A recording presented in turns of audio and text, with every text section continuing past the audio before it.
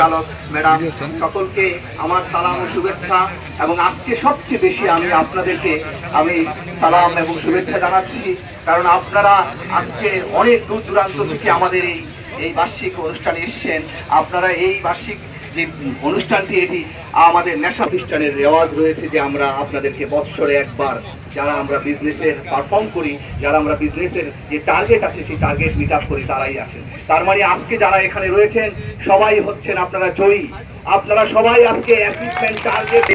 এর মাঝে আরো রয়েছেন আমাদের কোম্পানির সিইও স্যার এবং আমাদের কোম্পানির নির্বাহীবৃন্দ, আমাদের এরিয়া ইনচার্জ, জোনাল ইনচার্জ, সকলকে আমার সালাম ও শুভেচ্ছা। আপনারা জানেন গত বছরটি আমাদের দেশের একটি বড় পরিবর্তনের সময় ছিল।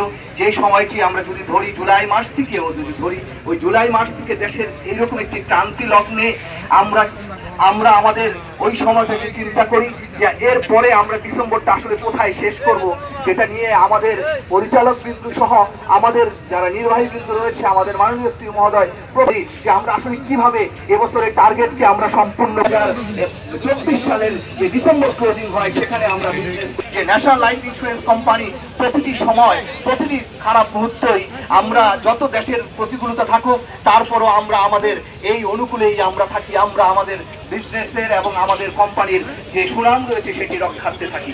আপনারা গত বছর আপনারা যারা রয়েছেন আপনাদের হাত থেকেই আপনারা এদেশের যে আমাদের